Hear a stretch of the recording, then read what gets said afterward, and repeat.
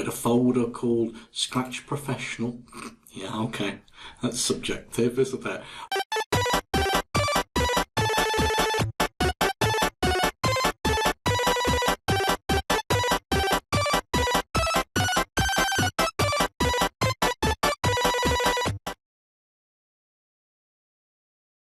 Now, most of the time in these videos, I'm going to set you a task to do and then there's a solution video.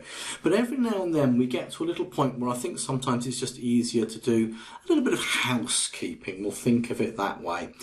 Just so that there are certain things that we just need to clear up and you can just do them and watch and repeat.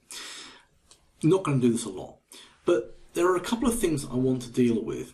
If you haven't watched this solution video and you've made a wonderful shark that moves around no problem, then that's great. But you'll notice that you have an awful lot of code here in the middle. So a little bit of housekeeping is that what I tend to do is, because these things about the keys, you can actually sort of drop them on top of each other.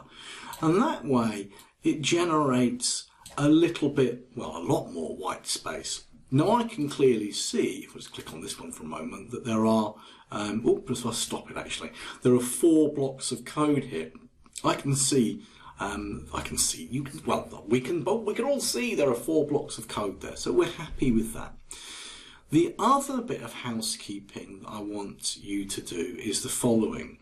It would be an awful shame now if someone turned your computer off, sat next to you, or you just got up and you walked off and you didn't save your work.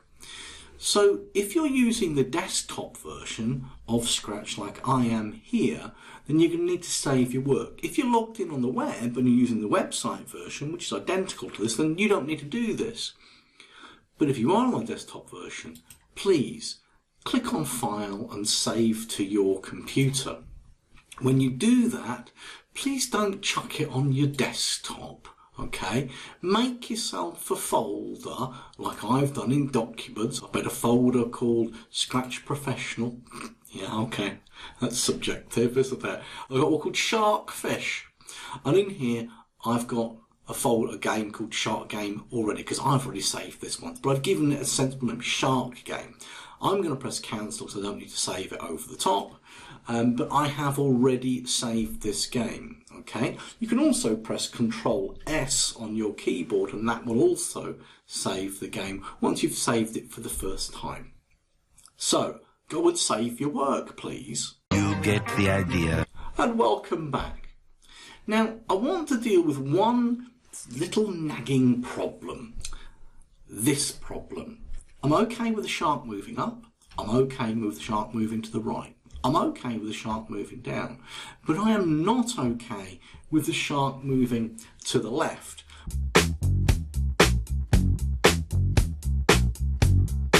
What I really want to happen if the shark moves to the left is that I want to change the direction of the shark.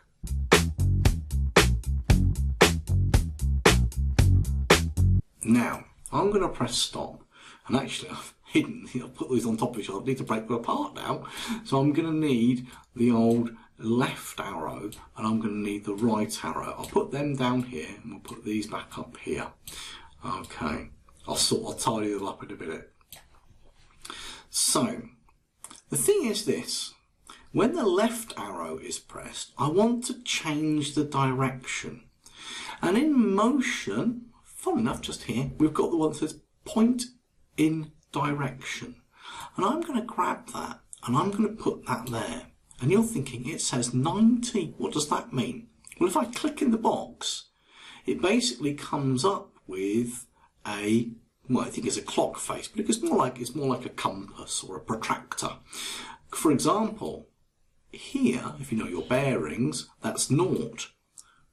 To go right, or point in direction going right, is 90. To point going down is 180. And to point to the left is minus 90. I think 270 would work as well, to be honest with you. But Scratch tends to work with all the way up to 180 and all the way down to minus 180. Well, actually, minus 179, I think it is technically. But what I want to do is I want the shark to point to the left, and this isn't going to work quite correctly. I'm clicking away now. I'm happy going right, I'm happy going up, I'm happy going down.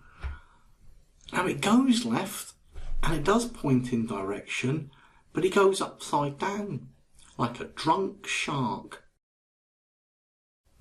So why does it rotate like that? And the answer is down here on the direction. And you'll notice here I've got all around, left, right, and do not rotate. Okay, so if I press do not rotate, it won't actually point it in direction. But if I choose left, right, it now does in fact point that way, and he's up the right way. So I'm happy with that. That's excellent news. I'm sure you can work out the problem. So I'm happy with it going up, I'm happy with it going down, I'm happy with it going left, but now I'm not happy with it going right.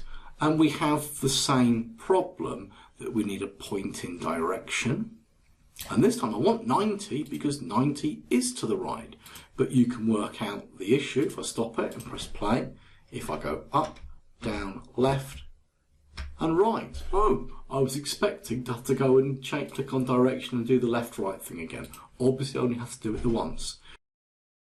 So now we're all happy with our shark and its movement and its pointing. So now it is a good time to cover up those blocks or dump them on top of each other. So we've got lots more white space.